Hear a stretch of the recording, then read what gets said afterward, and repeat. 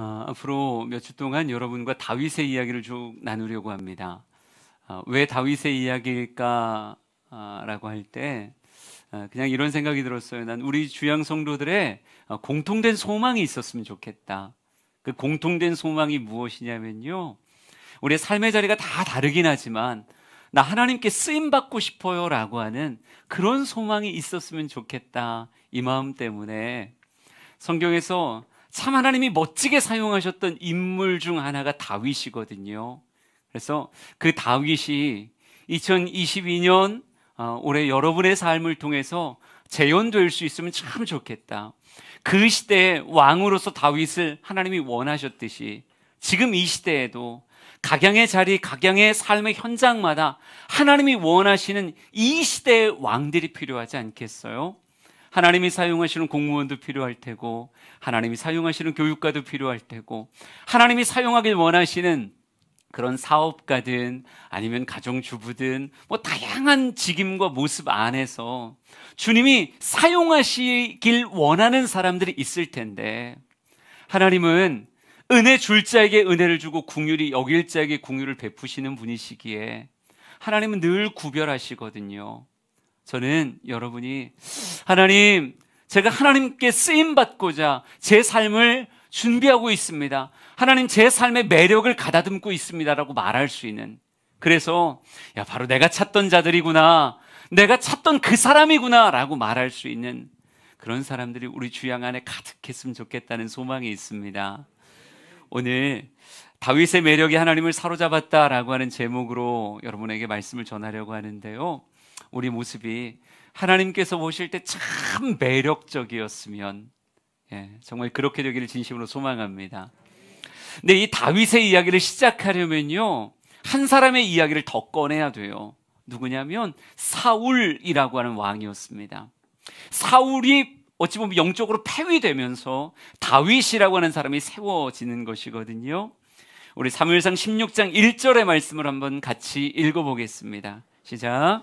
여호와께서 사무엘에게 이르시되 내가 이미 사울을 버려 이스라엘 왕이 되지 못하게 하였거늘 내가 그를 위하여 언제까지 슬퍼하겠느냐. 너는 뿔에 기름을 채워 가지고 가라. 내가 너를 베들레헴 사람 이새에게로 보내리니 이는 내가 그의 아들 중에서 한 왕을 보았느니라 아시는지라. 아멘. 이 본문에서는요, 하나님의 시선이 움직임이 보여지는 것 같아요. 사울이라고 하는 사람의 하나님의 시선에 담겨 있다가 이 사람이 점점 흐려지고요, 이세 아들 중 다윗이라고 하는 사람에게 하나님의 시선이 옮겨가는 모습이 성경에 기록되어져 있습니다. 사울은 이전까지는 하나님께서 사용하시는 왕이었고 그에게 기름 부으셔서 그 자리에 올리시고 그를 통해 나라를 다스리고 계셨었어요. 그런데 이제는 더 이상 사울이 아니라 이제 다윗이다라고 말할 만큼 사울을 바라보는 시선에서 다윗을 바라보는 시선으로 옮겨가고 있다라고 하는 거죠. 그런데 참 안타까운 건 무엇이냐면요, 사울에게 있어서 하나님의 시선이 움직임에도 불구하고 그것에 대한 아픔이나 탄식이나 목마름, 이런 것들이 성경에 등장하지 않고 있다라고 하는 거예요. 왜 그럴까요? 아마 이런 거 아닐까요? 사울은 여전히 왕이었거든요. 시선은 움직일지 모르겠지만 여전히 이스라엘의 왕은 누구냐면 사울이에요. 여전히 산의 진미로 아침, 점심, 저녁을 먹을 테고 그의 명령 앞에 수많은 군사들이 움직이고 신하들이 움직일 거라고요. 그가 영을 즐기고자 했다면 얼마나 많은 무기들을 가지고 그 앞에 어찌 보면 쇼를 펼쳐놓고 시간을 보낼 수 있었을까요? 참 많은 것들을 여전히 누리고 있는 사울은 내가 누리는 것, 이것이 변하지 않았기에 하나님의 시선이 움직인다라고 하는 것에 대해서 그는 성경을 통해서 볼 때 아파하지 않고 있다라고 하는 거예요. 저는 이게 안타깝더라고요. 이 땅의 삶을 살아가면서 좋은 지위를 누리고 있다면 하나님의 시선이 옮겨가도 정말 상관없는 것일까? 아침, 점심, 저녁 참 맛있는 거 많이 먹고 있다라고 한다면 하나님의 시선이 옮겨가고 있어도 아무 상관이 없는 것일까? 이게 가슴 아파야 되는데 그저 잘 먹고 잘 살았다고 이야기하면 하나님께서 그의 삶을 마지막에 평가하실 때 넌 참 착하고 충성되었었다라고 말씀해 주실까요? 그러지 않을 거거든요. 우리가 분명히 간구하지 말아야 되는 건요, 우리는 하나님 앞에 반드시 우리의 삶에 대해서 얼마나 길게 짧게 얼마나 부하게 혹은 그러지 못하게 살았느냐를 초월해서 하나님께 어찌 보면 평가를 받을 거예요. 착하고 충성되다 말씀하는 사람도 있겠고, 넌 참 너에게 주어진 달란트들을 잘못 사용했구나, 악하고 게으르다 이렇게 말할 사람도 있겠죠. 저는 우리 사랑하는 성도들이 이 땅의 삶을 통해서 하나님, 제가 주님께 쓰임받고 싶어요. 하나님, 주의 시선 안에 내가 선명해지길 원해요. 이런 갈망이 여러분에게 있었으면 좋겠습니다. 말씀을 좀 더 볼까요? 사무엘상 15장 34절 35절, 요한계시록 2장 5절을 한번 쭉 한 번에 읽어보겠습니다. 시작. 이에 사무엘은 라마로 가고 사울은 사울 기브와 자기의 집으로 올라가니라. 사무엘이 죽는 날까지 사울을 다시 가서 보지 아니하였으니 이는 그가 사울을 위하여 슬퍼함이었고 여호와께서는 사울을 이스라엘 왕으로 삼으신 것을 후회하셨더라. 그러므로 어디서 떨어졌는지를 생각하고 회개하여 처음 행위를 가지라. 만일 그리하지 아니하고 회개하지 아니하면 내가 내게 가서 내 촛대를 그 자리에서 옮기리라. 아멘. 촛대가 옮겨가고 있는 거예요. 사울에서 다윗으로 어찌 보면 거룩한 영적인 촛대가, 하나님의 시선이, 하나님의 쓰심이 옮겨가고 있는데, 여러분, 사무엘은 그것 때문에 슬퍼하더라고요. 사무엘이 사울을 위하여 슬퍼하였다라고 이렇게 말하고 있어요. 그걸 바라보고 있는 영적 지도자 사무엘은 슬퍼하고 있고, 하나님 역시 그를 왕을 삼았던 것을 후회한다라고 말할 만큼 아파하고 계세요. 근데 거듭 이야기하지만 사울은 그것에 대한 그의 삶의 그 어떤 고백도 성경에 남겨두지 않고 있다는 거예요. 촛대가 옮겨가도 사울만큼은 괜찮은 것처럼 느껴지더라고요. 그게 뭐, 나 여전히 왕인데, 그게 뭐, 난 여전히 잘 살고 있는데, 혹 여러분 가운데도 그런 마음이 있을까? 그게 두려운 거예요. 하나님께 쓰임받지 못하고 있음에도 그게 아무렇지도 않은 사람이 혹 있을까 봐. 내가 몇 년을 더 살게 될지 모르겠지만, 얼마나 많은 재원들을 누리게 될지 모르겠지만, 하나님께서 너와 나는 상관이 없구나, 너는 그렇게 너에게 부어줬던 것을 내가 후회한다라고 말할 만큼, 그래서 하나님의 촛대가 옮겨가고 있는데 아무 생각 없이 그저 왕놀이에만 취해 있다라고 한다면 이건 참 영적으로 불쌍한 사람이겠다. 우리 사랑하는 성도들이, 저는 이 땅의 삶을요, 어느 위치 어느 자리에서 삶을 살고 있더라도 하나님이 내가 너를 사용하노라, 너 위에 나의 촛대를 두겠다라고 말씀할 수 있는 그런 인생이 되었으면 참 좋겠습니다. 그래요, 하나님께 쓰임받는 인생이 가장 복된 인생입니다. 인생의 어느 자리든 우리는 소유로 행복한 사람들이 아니라요, 쓰임 받음으로 행복한 사람이거든요. 그게 내 삶의 의미가 되는 거거든요.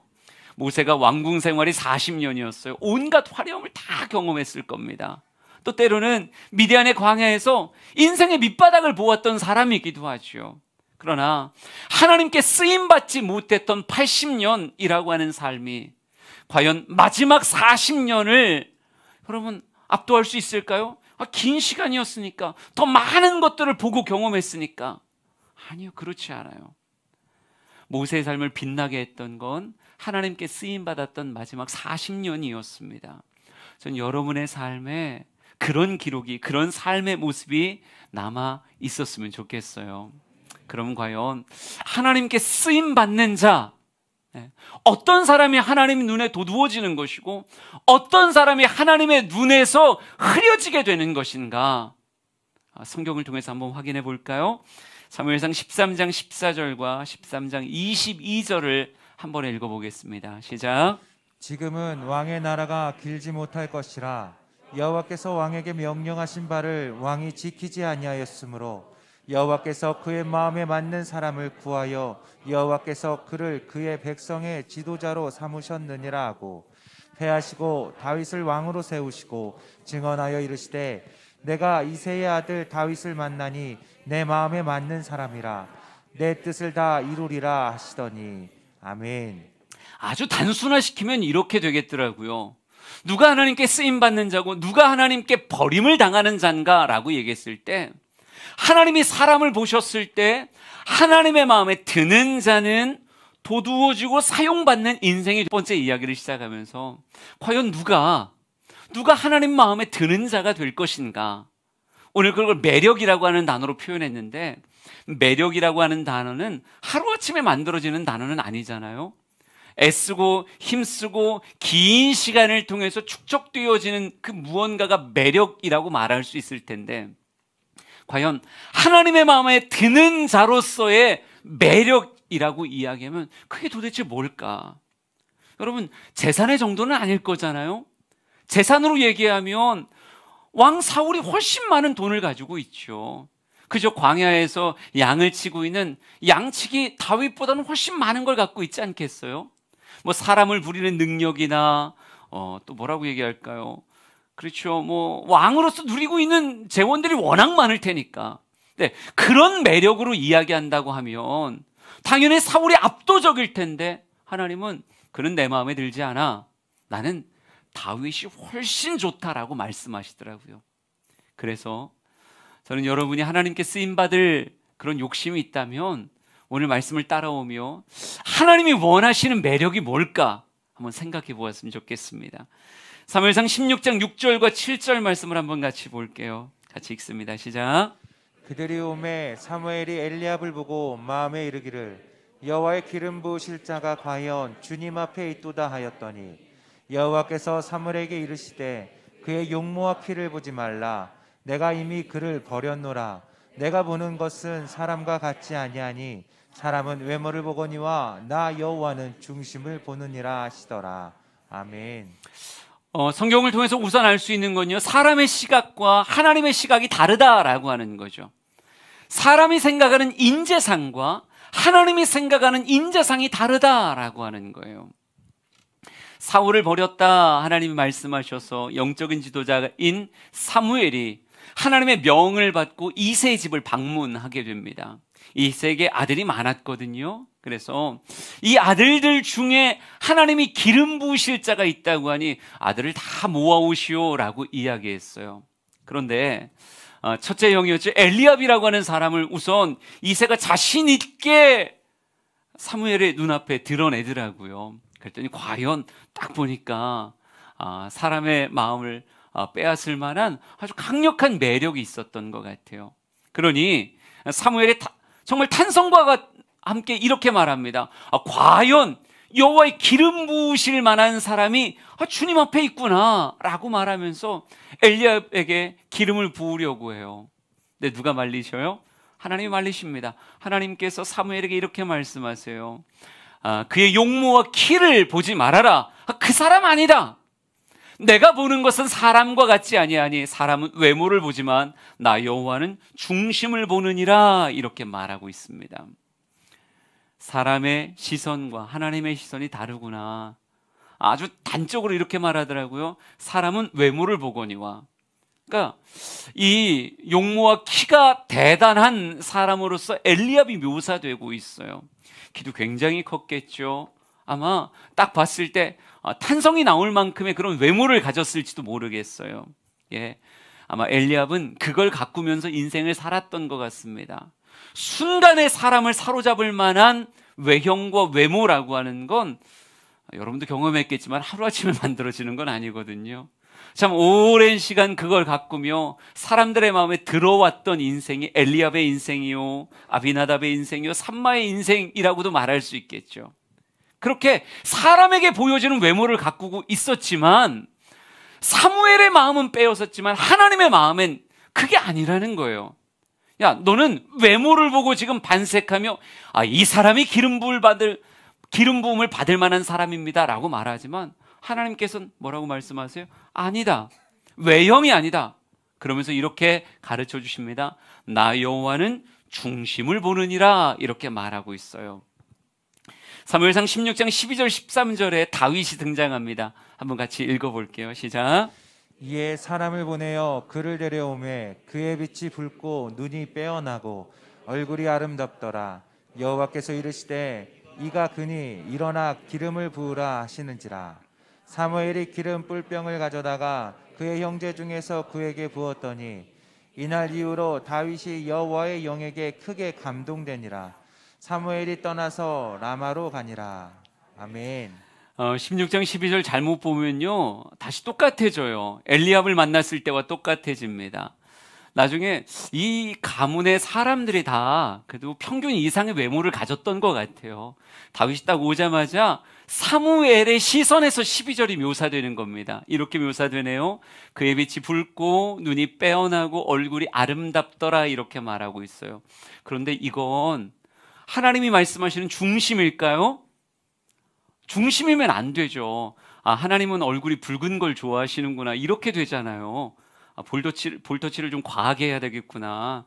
하나님께 쓰임 받으려면 눈이 빼어나야 되겠구나. 앞트임 뒤트임 다 하고 쌍꺼풀 진하게 집어넣고 그래서 눈 커야 하나님께서 사용하시는구나 이렇게 되면 저도 해야죠.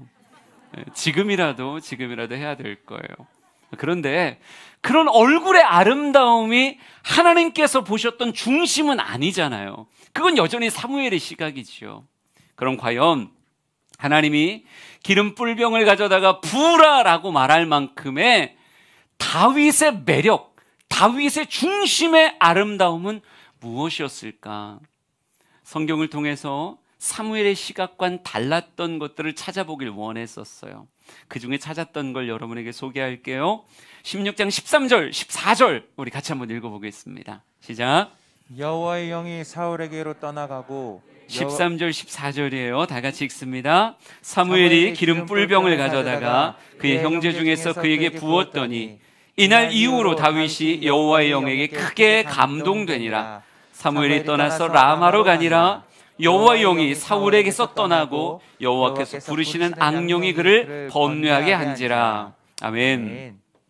이 말씀을 통해서 이런 상상을 해봤어요. 지금 사울이라고 하는 사람과 다윗이라고 하는 사람이 극명하게 대비되어지는데 지금 여호와의 영이라고 말할 수 있는 은혜의 충만함 혹은 하나님의 임재, 성령의 감동과 역사하심이라고 하는 것이 사울에게 있어서는 떠나고 있더라고요. 사울에겐 은혜가 떠나고 있고요. 성령님이 떠나고 계세요. 네, 반대로 다윗에겐 뭐라고 써 있냐면요. 이날 이후로 다윗이 여호와의 영에게 크게 감동되었다 이렇게 말하고 있어요. 전 특별히 이날 이후로라고 하는 표현이 제 마음에 담겨 있었습니다. 이날이 시작이고 이후로 쭉 다윗의 삶엔 하나님의 은혜가 여호와의 영이 하나님의 기름 부으심이 크게 감동됨이 지속되고 있구나. 이게 사울과 다윗의 차이일 수 있겠더라고요. 사울은 은혜를 받았었던 자예요. 성령을 받았었던 자예요. 그런데 어느 순간 성령께서 떠나시고 은혜가 지나가고 오히려 어두움이 그를 사로잡고 있는데 다윗은 그렇지 않더라고요. 은혜를 받은 그날 이후로 하나님의 영에 크게 감동된 모습이 지속되고 있구나. 여러분, 이게 하나님 구별하시는 중심의 모습 아닐까요? 은혜를 지나가게 하느냐 아니면 은혜 가운데 머무는가? 여러분, 성도라고 얘기하면요, 하나님의 은혜를 경험한다, 성령의 강림과 임재를 경험한다라고 하는 건 결코 희귀하지 않은 보편적인 경험이에요. 조금만 더 들어보세요. 은혜를 경험한다, 성령의 임재를 경험한다는 건 낯선 일이 아니라고요. 그냥 보편적인, 만약 여러분이 난 은혜를 한 번도 경험한 적이 없고 성령의 만지심을 경험한 적이 없다라고 이야기하면서 이렇게 오미크론이 기승인 이때의 예배 자리를 지킬 수 있을까요? 여러분, 절대 쉽지 않은 이야기예요. 10년, 20년 신앙생활을 은혜를 경험한 적이 없이 앉아있다? 그럼 그 의지를 도대체 어떻게 칭찬해야 될까요? 이건 말이 쉽지 않은 이야기예요. 우리 중고등부 청년부들도 다 마찬가지예요. 수련회가 중요하다라고 말하는 건 그때 거의 대부분의 아이들이 은혜를 경험해요. 하나님의 부어주심을 경험한다고요.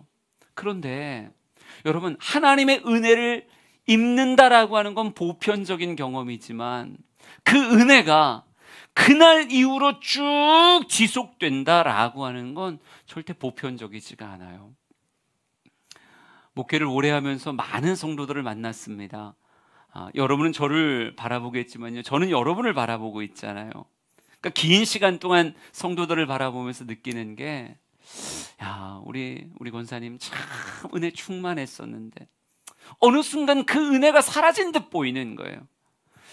아무개 집사님이 참 성령 충만하고 은혜 충만하고 그랬었는데 어느 순간 그 은혜가 소멸한 듯 보여지는 거예요. 은혜를 지속한다는 게 결코 쉬운 일이 아니구나. 성령의 충만함을 지속한다는 게 결코 쉬운 일이 아니구나. 어떤 사람에게는요, 하나님의 은혜가 스콜처럼 한순간 소나기가 확 임했다가 맑게 개버리는 하늘과 같이 어느 순간 사라져버리는 거예요. 여러분, 이런 사람이 훨씬 많다니까요. 사울에게 은혜가 없었던 게 아닌데 왕이 되고 나서 수많은 것들이 그의 눈을 현혹하기 시작하자 눈이 돌아가 버리는 거예요. 내가 누리고 있는 물질의 맛에, 내가 누리고 있는 권력의 맛에, 내 눈앞에 하늘거리는 수많은 정말 갈대 같은 여인들과 사람들의 모습 앞에 눈이 흐려져 버리는 거예요. 뭐가 지나가요? 은혜가 지나가죠. 성령이 지나가는 거예요. 다윗의 다름이 무엇이었을까? 그가 가진 영적인 매력이 무엇이었을까? 다윗은요, 하나님의 은혜를 귀히 여기며 받은 은혜가 소멸되는 것이 아니라 이날 이후로 큰 성령의 감동이 지속되는 모습이 그에게 있더라 하는 겁니다. 우리 사랑하는 성도들이 은혜를 잃어버리는 자가 아니라 은혜를 지속하는 자가 되었으면 좋겠습니다. 한순간 기도했던 사람이 아니라 기도를 지속할 수 있는 자요, 한순간 말씀을 사모했던 사람이 아니라 말씀이 지속되는 사람이 되었으면 좋겠어요. 이게 뭘까요? 주양 큐티입니다. 한 목사님이 저한테 이렇게 말하더라고요. 목사님, 큐티 강화에 달 하지 말고요, 큐티 강화에 년 하세요. 왜 그런가 물었더니요, 큐티 강화에 달할 때는 그래도 목장 카톡 안에 큐티가 여러 사람이 올라왔었다는 거예요. 그때는 막 그래프도 그리고 온 인민이여 충성하라 막 하니까 막 올라왔었는데, 강화의 달이 끝나자 어느 순간 사그러져 버렸다는 거죠. 안 올린다는 거예요. 그래서 목사님, 그냥 1년 내내 하시죠, 뭐 이런 의미였던 것 같아요. 여러분, 큐티를 그때만 하는 건 쉬워요. 근데 아무도 바라봐 주지 않아도 1년 내내 큐티하는 삶을 살아간다는 건 생각보다 어려워요. 성경을 한순간 들고 이것이 나의 성경입니다라고 선포하는 건 쉬운 이야기예요. 그러나 일상에서 성경을 펴고 말씀을 읽고 묵상한다는 건 어려운 일이에요. 예배를 드릴 수 있는 환경이 있기도 하고요, 때로는 드리기 어려운 환경이 있기도 해요. 그런데 환경에 요동하지 않고 늘 끊임없이 변함없이 예배의 자리를 사모하고 지킨다는 건 생각보다 쉬운 일이 아니에요. 우리 사랑하는 성도들이 매력이 한순간에 만들어지는 게 아니라 그랬잖아요.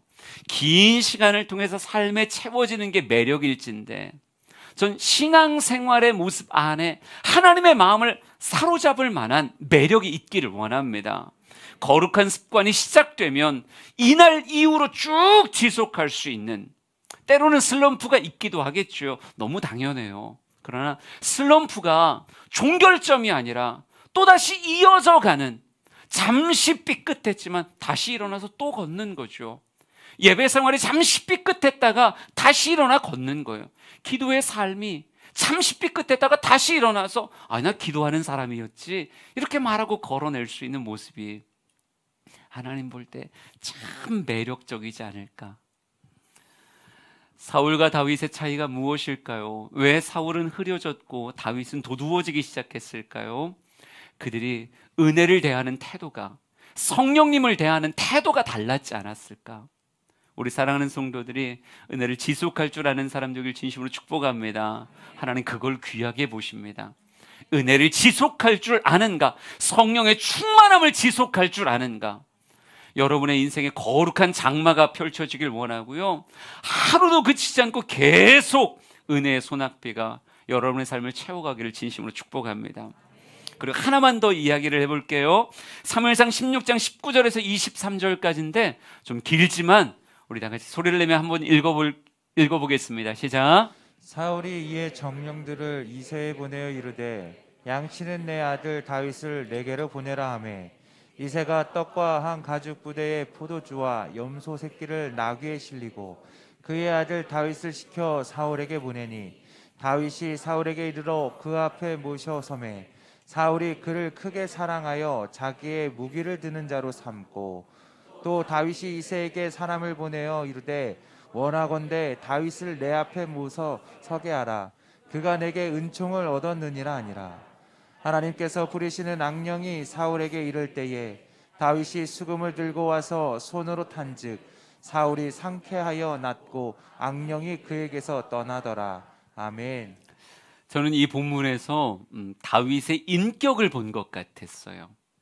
다윗의 인격, 겉 외형이 아니라 그 중심에 담겨져 있는 하나님을 닮은 참 선하고 아름다운 인격의 모습이 이 안에 있는 것 같았습니다. 여러분 한번 상상해 보세요. 사무엘이라고 하는 선지자가 이새의 집을 찾아옵니다. 여러분 사무엘은 설명이 필요한 사람이 아니었어요. 단에서부터 브엘세바까지 모든 사람이 하나님이 이 사람을 이 시대의 영적인 선지자로 세우셨다라고 하는 것을 다 알았습니다. 왜냐하면요, 그의 말이 허투루 땅에 떨어지는 일이 없었거든요. 하나님이 다 받아주셨으니까. 사무엘은요, 말이 필요 없는 최고의 영적인 지도자였어요. 소위 말해 프로필이 필요 없는 사람. 근데 이런 사무엘이 이새의 집을 찾아왔는데 그저 지나가는 과객인데 하룻밤 묵어갈 수 있을까요? 혹은 나 배가 고파서 그런데 식사 한 끼만 대접해 주겠어요? 이런 이야기가 아니었더라고요. 옆에 뭐를 들고 왔냐면요, 기름 뿔병을 가지고 왔어요. 최고의 영적 지도자가 기름 뿔병을 들고 왔다고요. 여러분, 이 기름을 붓겠다고 사람을 찾고 있으니 이게 이새의 집을 발칵 뒤집을 만한 이야기 아닙니까? 여러분, 기름 부음을 받는다라고 하는 걸 우리 기름 부음을 그리스도라고 말로 표현합니다. 그리스도가 기름 부음을 받은 자이거든요. 근데 영적인 지도자가 와서 기름을 붓겠다라고 얘기했을 때 원래 기름 부음을 받는 대상이 몇 사람들이 있습니다. 첫 번째 종류는요, 제사장이 기름 부음을 받아요. 근데 제사장의 기름 부음은 누구를 통해 오냐면 아론의 반차를 통해서 옵니다. 그러니까 아론의 족보에 들어오는 사람들에게만 기름 부음을 허락하는 거예요. 레위 지파요, 아론의 제사장, 아론의 지파를 따라와야 기름 부음을 받는 거예요. 그런데 이새는 아니잖아요. 이새 아들들도 아니라고요. 그러면 또 뭐가 있어야 되냐면 선지자들을 기름 부음을 해요. 근데 선지자의 기름 부음은 사람이 사람에게 부어주는 것이 아니라 하나님의 콜링과 함께 기름 부음이 임합니다. 그래서 많은 선지서들의 대표적인 표현들이 여호와의 말씀이 누구에게 임하니라 라고 하는 하나님의 콜링과 함께, 그렇죠, 기름 부음이 주어지게 되는 거예요. 근데 제사장도 아니잖아요. 선지자도 아니잖아요. 그러면 남아있는 기름 부음은 딱 하나밖에 없어요. 뭘까요? 왕으로서의 기름 부음이에요. 여러분, 대선지 사무엘이 기름 뿔병을 들고 와서 이새의 아들들 가운데 사람을 찾고 있어요. 여러분, 왕으로서의 기름 부음이에요. 이걸 누가 받았냐면 다윗이라고 하는 막내가 기름 부음을 받았던 거예요. 여러분, 그 기름 부음이 머리부터 발끝까지 흘러내릴 때 다윗도 전율했겠지만 여러분, 이새의 집안의 모든 사람이 덜덜덜덜 떨지 않았겠어요?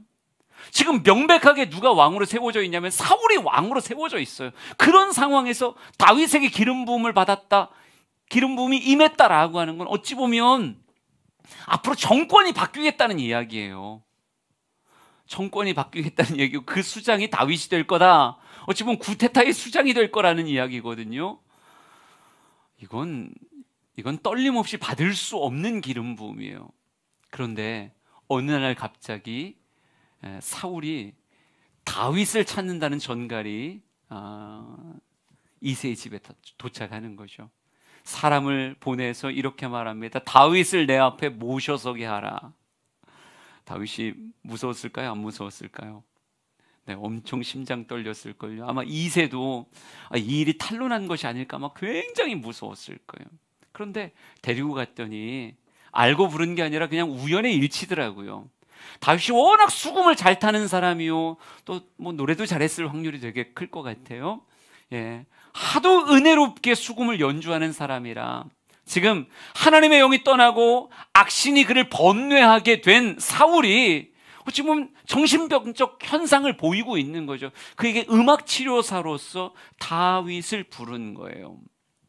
여러분, 다윗이 와서 사울을 딱 만났을 때 명이 이렇게 나오더라고요. 너는 내 앞에 모셔 서서 내게 은총을 얻었으니 앞에서 연주를 해라, 이렇게 말하고 있어요.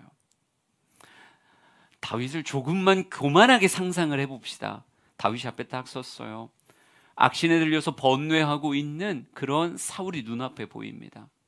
분명 왕의 자리는 그가 앉아있지만 그에겐 하나님의 영이 없고요, 어둠의 세력만 그를 잔뜩 장악하고 있는 거예요.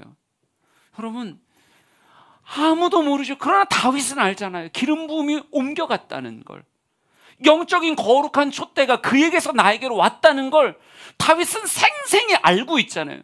그냥 누가 그냥 지나가는 말로 축복해 준 게 아니라 명백한 시대의 선지자인 사무엘이 자기에게 직접 와서 왕으로의 기름 부음을 허락한 거 아니에요. 저 사람은 폐위되는 사람이고 내가 세워질 사람이에요. 저 사람은 악령에 사로잡힌 사람이고 나는 성령의 충만함 가운데 있는 자예요. 여러분, 다윗이 조금만 교만했으면요, 언어에서 표현이 됐을걸요. 눈빛에서, 입술에 실룩거리면서, 혹은 몸짓에서 너는 폐위될 자고 내가 이제 그 자리에 앉을 사람이야. 거봐, 너 지금 악령에 사로잡혀 있잖아. 여러분, 충분히 그럴 수 있는 가능성이 농후한데 다윗은 그렇지 않더라고요. 다른 신하들은 몰라도 다윗만큼은 영적인 본질을 알고 있는데 저 사람이 지금 왜 악령에 사로잡혀 있는지, 하나님의 영이 그에게서 떠났다라고 하는 것, 그 영이 나에게 와서 내가 이제 왕이 될 거라고 하는 건 다윗은 알고 있지만 그걸 한 번도 꺼내지 않고 정말 그 앞에 서 있더라 하는 거죠. 아름다운 수금의 연주로 사울을 위로하고 그에게 있는 어둠의 세력을 쫓아내고 있어요. 그게 하나 어색하지 않게, 표정도 언어도 몸짓도 하나 어색하지 않게 사울을 위한 모습으로 쭉 흘러갑니다. 여러분, 이 모습 안에 굉장히 성숙한 인격을 느낄 수 있었던 것 같아요. 사무엘상 16장 2절과 21절 두 절의 말씀을 마지막으로 볼게요. 같이 읽습니다. 시작. 사무엘이 이르되 내가 어찌 갈 수 있으리라까? 사울이 들으면 나를 죽이리이다 하니 다윗이 사울에게 이르러 그 앞에 모셔 서매 사울이 그를 크게 사랑하여 자기의 무기를 드는 자로 삼고. 아멘. 이것이 수준 차이가 아닌가 싶습니다. 사무엘이 사울 앞에 가기를 주저하고 있어요. 왜냐하면 성경이 이렇게 써놨습니다. 사울이 들으면 나를 죽일 겁니다. 여러분, 사울의 인격은 어떤 사람이냐면요, 자기 마음에 들지 않으면 시대의 영적인 선지자였던 사무엘조차도 죽이겠다. 한때는 나에게 참 소중한 사람이었지만 이런저런 이해관계에 묶여서 그를 바라봤을 때 차라리 죽여버리겠다라고 말하는 그런 표독스러운 눈빛과 언어의 거침과 행동의 무자비함이 있었던 게 사울이라면 다윗은 어떤 사람이었습니까? 어찌 보면 악신에 사로잡혀 있던 자고 광기 안에 사로잡혀 있는 참 대하기 어려운 인생이 사울이었음에도 불구하고 그 앞에 모셔서서 그를 섬기는데, 여러분, 악신에 사로잡혀 있는 사울조차도 이렇게 표현해요. 사울이 그를 크게 사랑하여서 자기의 무기를 드는 자로 그를 삼았다, 이렇게 말하고 있어요. 참 까다로운 사람인데도 불구하고 그에게 큰 사랑을 받는 자로서의 다윗을 성경은 기록하고 있다는 거죠. 여러분 상상해 보세요. 사울과 다윗이 옷차림은 달랐겠죠. 앉아있는 보좌도 달랐겠죠. 하지만 어떤 사람의 인격이 진짜 기가 막힌 향기를 드러내는 아름다운 꽃과 같은가? 누구의 인격이 정말 어찌 보면 시궁창의 냄새같이 추악한가? 더 많이 가졌고 더 많은 것들을 누리고 있지만요, 이 사울이라고 하는 왕은 곁에 있는 사람들에게 죽음의 냄새를 풍기는 그런 자로 묘사되고 있고, 다윗은 그 어떤 사람에게라도 큰 사랑을 받는 자로 묘사되고 있다는 거죠. 여러분, 사람은요, 인격을 통해서 이런 향기를 밖으로 드러내요. 하나님이 다윗을 바라보며 야, 너는 내 마음에 합한 자다라고 말했을 때 그 인격이 성령의 열매라고 말하는 사랑이라고 화평 오래 참은 자비 양선 충성 온유 절제라고 하는 참 아름다운 예수 닮은 인격이었기에 그의 마음이 내게 합하다라고 말씀했던 게 아닐까요?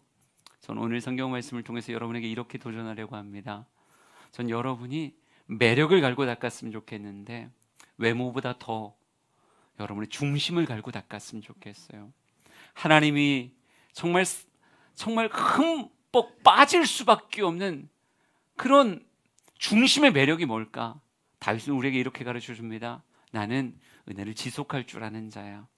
이후로 쭉 성령의 충만함을 지속할 줄 아는 자야.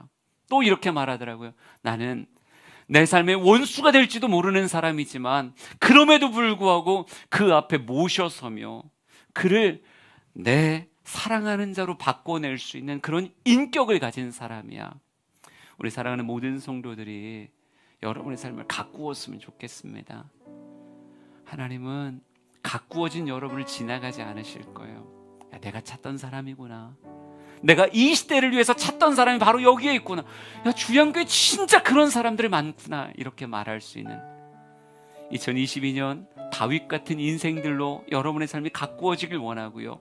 삶의 각양의 장소에서 하나님께 쓰임받음의 이야기들이 여러분의 일기를 가득 채울 수 있기를 진심으로 축복합니다. 주를 위한 이곳에라고 하는 찬양 부르면서 우리를 돌아보고요, 더 가꾸리라 다짐할 수 있었으면 좋겠어요. 같이 찬양하겠습니다.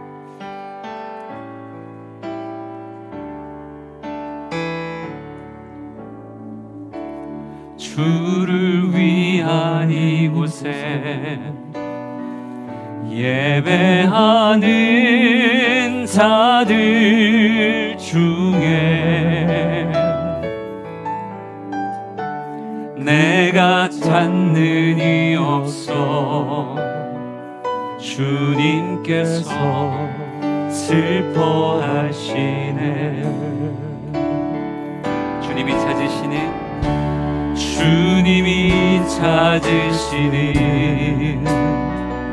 그 한 사람 그 예배자 내가 그 사람 되기 간절히 주께 예배하네. 주내로 이곳에 서 있네. 주임제에 엎드려 절하네. 그 어느 것도 난 필요 없네. 주님만 경배해. 주내로 이곳에 서 있네.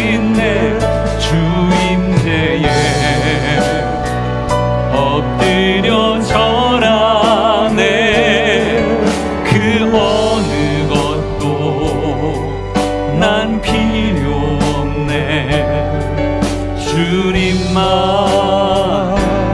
경배. 우리 지금 같이 기도합시다. 하나님, 내 삶이 주님께 쓰임받기를 원합니다.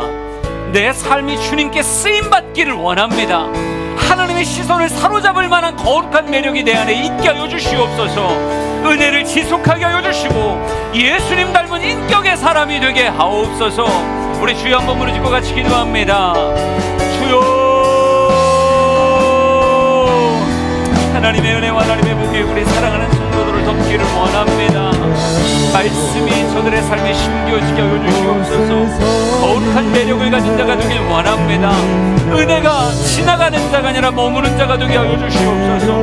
성령의 충만함이 추억이 아니라 지금의 내 삶의 모습이 되게 하여 주시옵소서. 하나님, 거룩한 습관을 지속하는 자가 되게 하시고 하나님 앞에 온전히 예배하며 하나님께 가까이 서는 자가 되게 간절히 소망합니다. 한 번 더 예배하고 한 번 더 주 앞에 서고 아버지 온라인과 오프라인을 아버지 지켜가며 예배하는 자가 되게 도와주시옵소서. 주님 앞에 서기를 갈망하는 자가 되게 하시고 주님 앞에 서서 기쁨으로 예배하는 자가 되게 하옵소서. 오 성령여 임하소서. 오 성령여 채우소서. 오 성령여 이끄시옵소서.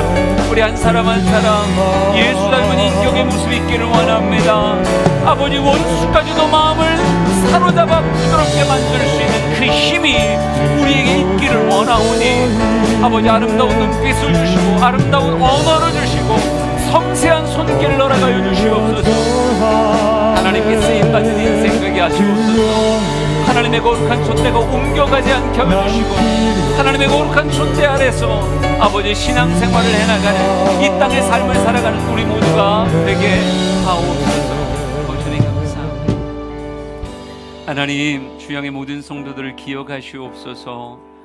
하나님, 이 땅을 바라오며 쓸 자를 찾으실 때 각계각층에서 하나님, 내가 여기 있습니다, 나를 쓰세요라고 말할 수 있는 이 시대의 다윗들이 이곳에 가득하기를 원합니다. 곳곳에서 다윗과 같이 쓰임받는 인생 되길 원하오니 하나님, 주님을 사로잡았던 다윗의 매력이 이들에게도 있게 하시옵소서. 은혜를 소중히 여기며 결코 지나가는 은혜가 아니라 추억의 은혜가 아니라 오늘 이 땅의 삶을 살아가는 정말 진행형의 은혜를 가진 자가 되게 하옵소서. 아버지, 예수 닮은 인격이 있길 원합니다. 저들의 눈빛이, 언어가, 저들의 삶의 몸짓이 정말 크게 사랑하며 사랑받을 수 있는 모습 되기를 원하오니 예수님 닮은 자로 곳곳에서 드러나게 하옵소서. 이제는 예수 그리스도의 은혜와 하나님 아버지 크신 사랑하심과 성령님의 감화 감동하심이 주 앞에 서 있는 모든 예배자들 머리 위에 영원토록 함께 하시길 간절히 축원하옵나이다. 아멘.